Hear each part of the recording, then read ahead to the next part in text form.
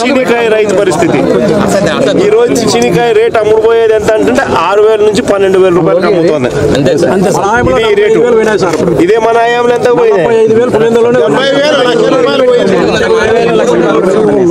Minimum rate 30,000 నుంచి 1,00,000 రూపాయల దాకా.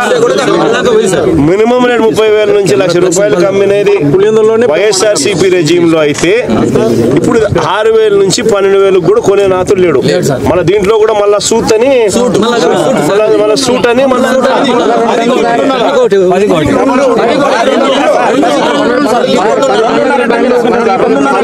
10కి 2.5 టన్ను సూటు, మళ్ళీ 10కి 2.5 టన్ను సూటు, మళ్ళీ ఇచ్చేది 6,000 నుంచి 12,000.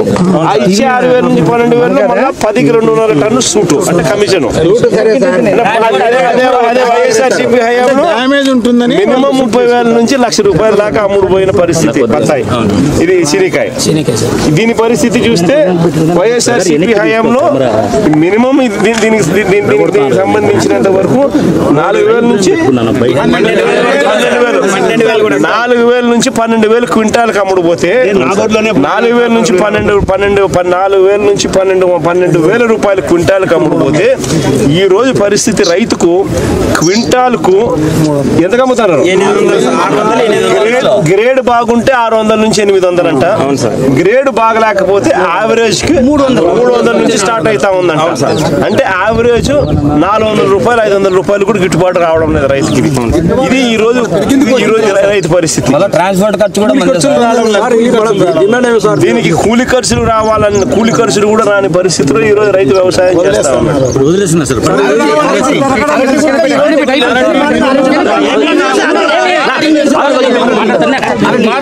అరటి పరిస్థితి కూడా అరటి పరిస్థితి కూడా అరటి పరిస్థితి కూడా ఇంతే. 3,000 రూపాయలు కూడా 3,000 రూపాయలు కూడా కోసేవాడు లేడు. అరటి పరిస్థితి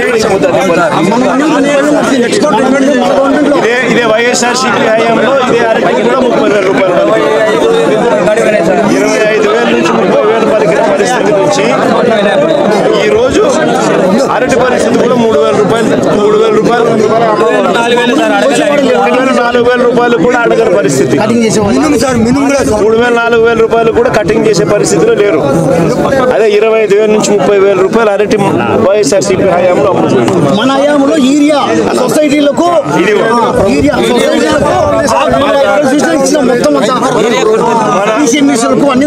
వైఎస్ఆర్సీపీ హయాంలో ఎటువంటి బ్లాక్ లో అమ్మే పరిస్థితి అసలు ఏ రోజు ఎప్పుడు జరగల, ఊహ కూడా అందల. ఆర్బీకే వ్యవస్థ ద్వారా ప్రతి రైతుకు కూడా తన గ్రామంలోనే సప్లై జరిగే కార్యక్రమం జరిగేది. కమిషన్ అనేది ఎక్కడ తీసుకునే పరిస్థితి ఉండదు, బ్లాక్ లో అమ్మే పరిస్థితి అనేది ఎక్కడ ఉండదు. ఈ రోజు ఏదైనా కానీ బ్లాక్ లో అమ్మడము, కమిషన్ తీసుకోవడము, యూరియా రేట్ కన్నా కూడా 200 రూపాయలు బ్లాక్ లో అమ్ముకునే పరిస్థితి. మందులు తీసుకుంటే యూరియా ఇస్తాం, అది కూడా రకరకాల. ఇంకోటి 200 రూపాయలు ఎక్కువ అన్నది ఎక్కువ తీసుకోలేకపోతే ఈ మందు తీసుకుంటే యూరియా ఇస్తాం అని చెప్పి ఈ మాదిరిగా రైతులను ఆడుకుంటా ఉన్న పరిస్థితి. అదే వైఎస్ఆర్సీపీ హయాంలో అసలు ఎక్కడా కూడా బ్లాక్ అనేది లేదు. 265 రూపాయలకి ఆ రోజులు పూర్తిగా రైతు చేతుల్లో యూరియా బ్యాగ్ పడేది.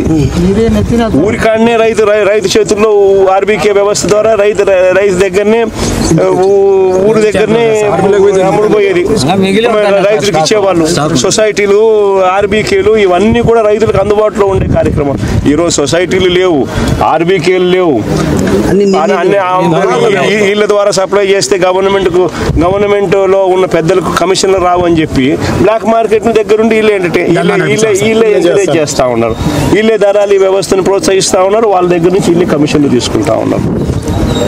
ఉల్లి దగ్గరనైనా అంతే, చీని అయినా అంతే, ఏ పంట అరటైనా అంతే, ఏ పంట మినుములు ఏ పంట వేసుకున్నా కూడా ఇదే పరిస్థితి. రేట్లు లేని పరిస్థితుల్లోనే రైతు వ్యవసాయం చేస్తా ఉన్నాడు.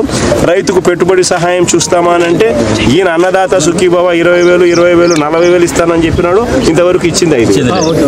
అది మోసమే. రైతులకు ఉచిత పంటల బీమా అని చెప్పినాడు.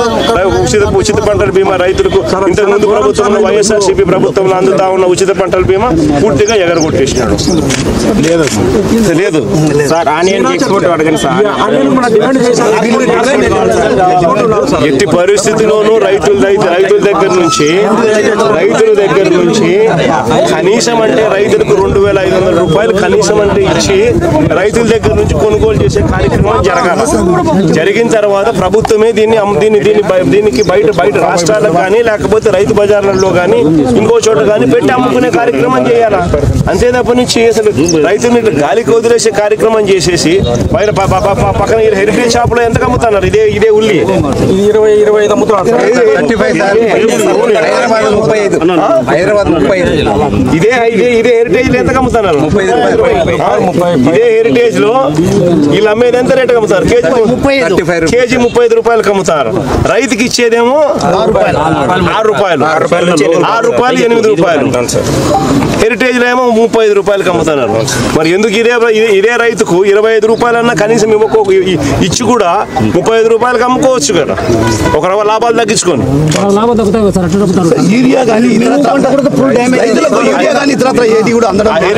హెరిటేజ్ లో లాభాలు తగ్గకూడదు, చంద్రబాబు నాయుడు వ్యాపారాలు జరగాల. సార్ ఇదే సార్ ఉచిత యూరియా కానీ ఫర్టిలైజర్స్ అందడం దగ్గరుండి బ్లాక్ మార్కెటింగ్ ఈయనే ప్రోత్సహిస్తా ఉన్నాడు. ఆర్బీకేలకు ఎందుకు కోటా ఇవ్వడం లేదు? పిఎస్సీలకు ఎందుకు సొసైటీలకు కోటా ఇవ్వడం లేదు? వాటి ద్వారా ఆ గ్రామాలకు ఎందుకు నువ్వు సప్లై చేయలేకపోతా ఉన్నావు? కారణం ఏంటంటే నువ్వే దగ్గరుండి బ్లాక్ మార్కెటింగ్ ప్రోత్సహించి నువ్వు కూడా కమిషన్ తీసుకుంటా ఉన్నావు. ఇదే జరుగుతా ఉంది. సార్ ఉచిత పంటల బీమా గురించి అప్పుడు నిమ్మచెట్లకైతే